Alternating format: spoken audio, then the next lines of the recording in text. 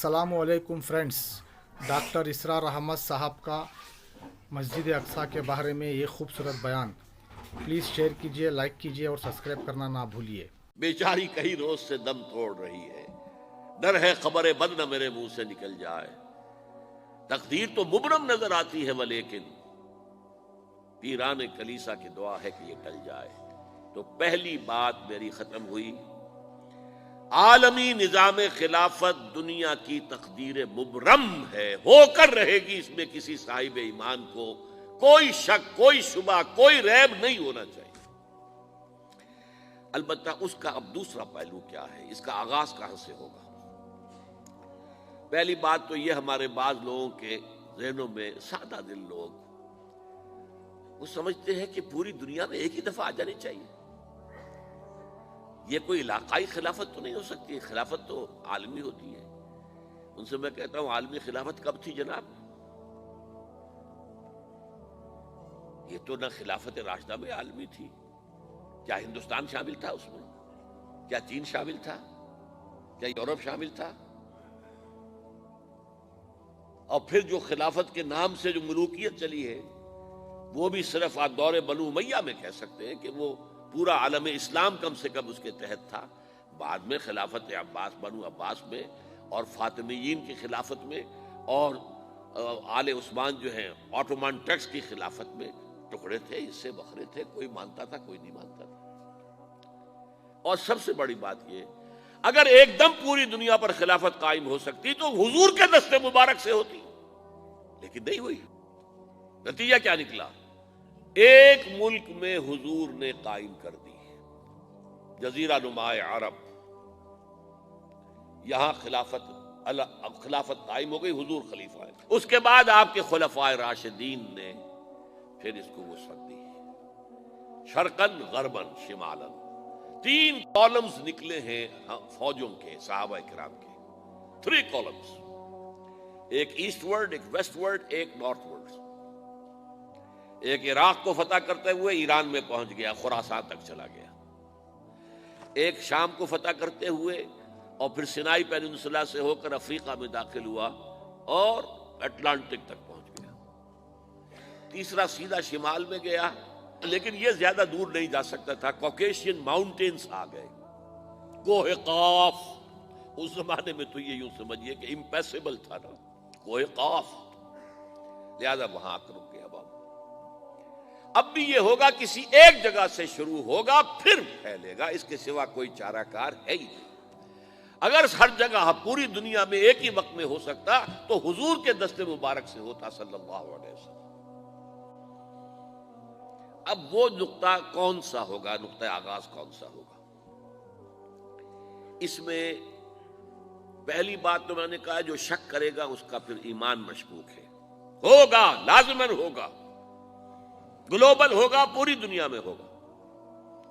कहां से शुरू होगा इसमें आप इख्तिलाफ कर सकते हैं, लेकिन मुझे तो 2 हदीसें तो मिली हैं जिनसे यह अंदाजा होता है कि ये इस मशरकी खित्ते से होगा, अरब के मशरिक की जानिब किसी मुल्क से होगा, किसी खित्ते से होगा। वो हदीसें भी अब आप पढ़ लीजिए पहले। फिर मैं कह रहा हूं, ये खजाना है जो हमने आपकी खिदमत में पेश किया है, काश कि आप इसकी कदर कर सके। ये हदीसें आपको अजबर हो जाए, याद हो जाए, लौहे कल्ब पर नक्श हो जाए। हिंदुस्तान और खुरासान यानी मौजूदा अफगानिस्तान का जिक्र इब्न माजा की रिवायत है, अन अब्दुल्लाह इब्न हारिस रज़ियल्लाहु तआला अन्हु क़ाल रसूलुल्लाह सल्लल्लाहु अलैहि वसल्लम यख़रुजु नासुम मिनल मशरिक़ युअत्तिऊन लिल महदी यानी सुल्तानी, यानी सुल्तानहू, दोनों तरह से पढ़ सकते हैं। हजरत अब्दुल्लाह इब्न हारिस फरमाते हैं रज़ियल्लाहु तआला अन्हु कि हुजूर ने इरशाद फरमाया, मशरिक की तरफ से वो फौजें निकलेंगी, लोग आएंगे जो अरब में मेहदी की हुकूमत कायम करेंगे। ये मेहदी कौन होंगे इसका जिक्र मैं जरा बाद में करूंगा, लेकिन नोट कर लीजिए कि मेहदी से पहले लाजिमन किसी मशरकी इलाके के अंदर वो निजाम कायम हो चुकेगा, तब वहां से फौजें आएंगी ना। ये मशरिक कौन सा है? عرب کے مشرق میں آپ چلیے، ایران بھی آ جائے گا، افغانستان بھی ہے، پاکستان بھی ہے، اور اگر اسے اور توسیع دیں تو ہندوستان بھی ہے۔ یہ ہے عرب کا مشرق، اس سے فوجیں جائیں گی۔ اس کا کیا مطلب ہے کہ اس میں سے کسی جگہ پر نظام خلافت پہلے قائم ہو جائے گا، تاکہ وہاں سے فوجیں جائیں گی جو جزیرہ نما عرب میں حضرت مہدی کی حکومت کو قائم کریں گی۔ اب دوسری حدیث سنیے، یہ سنن ابن ماجہ کی حدیث تھی جو میں نے آپ کو سنائی، آپ نے پڑھی۔ دوسری، عن ابی ہریرہ رضی اللہ تعالی عنہ، یہ ترمذی شریف کی روایت ہے، قال قال رسول اللہ صلی اللہ علیہ وسلم یخرج من خراسان رایات سود لا يردها شیء حتی تنصب بإیلیا۔ خراسان کے علاقے سے سیاہ جھنڈے لے کر فوجیں آئیں گی، ان کا رخ کوئی موڑ نہیں سکے گا، ان کو پیچھے پھیر نہیں سکیں گے کوئی بھی، یہاں تک کہ وہ یروشلم میں جا کر جھنڈے نصب کر دیں گے۔ ایلیا حضور کے زمانے میں یروشلم کو کہتے تھے۔ یہ یروشلم تھا جب حضرت سلیمان کی حکومت تھی، اور یہاں پر معبد سلیمانی، ہیکل سلیمانی قائم ہوا۔ پھر یہ یروشلم ہی رہا ہے تاریخ میں، یہاں تک کہ سن 70 عیسوی میں جب ٹائٹس رومی جنرل نے اس کو گرایا، ختم کیا، سیکنڈ ٹیمپل گرا دیا، اور یہاں سے یہودیوں کو کہا نکل جاؤ یہاں سے، کوئی یہودی باقی نہیں رہا، تب بالکل تہو بالا برباد کر دیا۔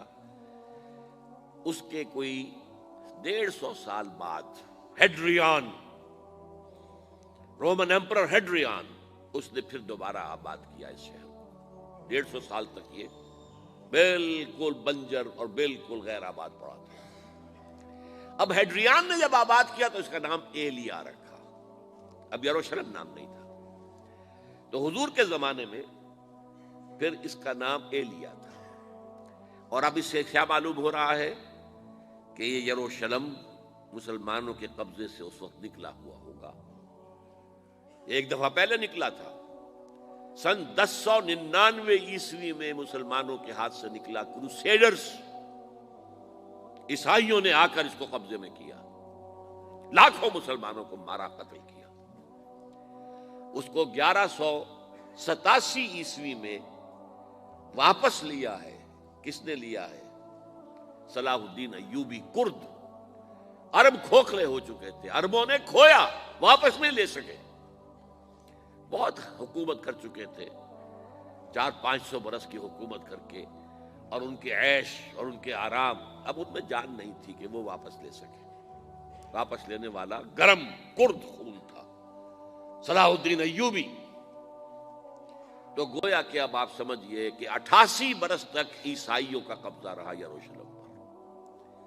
اب 1967 میں یہودیوں نے قبضہ کیا ہے، اور اب 38 برس تو ہو گئے، 88 نہیں تو 38 برس تو ہو گئے ہیں، لیکن وہ دور آئے گا کہ اب پھر لیں گے۔ لینے والے عرب بھی نہیں ہوں گے، خراسان کے علاقے سے فوجیں آئیں گی۔ یہ خراسان کیا تھا؟ ایلیا تو میں نے آپ کو بتا دیا، یروشلم کا نام ہے۔ خراسان اس زمانے میں ایک بہت بڑے ملک کو کہتے تھے، کچھ حصہ پاکستان کا بھی اس میں شامل ہے، کچھ حصہ ایران کا بھی ہے۔ ایران کے اس حصے کو اب بھی خراسان کہتے ہیں، وہ ایک صوبہ ہے۔ خراسان ایک صوبہ ہے ایران کا، چھوٹا سا۔ پاکستان میں خاص طور پر یہ جو علاقہ مالاکنڈ ایجنسی کہلاتی ہے، اس سے اوپر جتنا علاقہ ہے، اور یہ جو واخان کی ایک پٹی آتی ہے اوپر، واخان افغانستان کی ایک پٹی سی دم سی چلی آتی ہے جو جا کر چائنا کی سرحد سے مل جاتی ہے، یہاں سے لے کے یہاں تک یہ جو مالاکنڈ کا وہ درہ ہے اور پہاڑ ہے، یہ بھی خراسان کا حصہ ہے۔ باقی تقریباً 2/3 آف افغانستان، ساؤدرن حصہ نہیں ہے خراسان کا حصہ، یہ سیستان کہلاتا تھا، یہ خراسان نہیں ہے۔ لیکن یہ کہ اوپر کا 2/3 آف افغانستان، اور اس کے ساتھ یہ جو عرب، جو اب یہ ترک ممالک آزاد ہوئے ہیں سوویت یونین کی ڈسولوشن کے ساتھ، یہ سارا علاقہ کہلاتا ہے خراسان بزرگ۔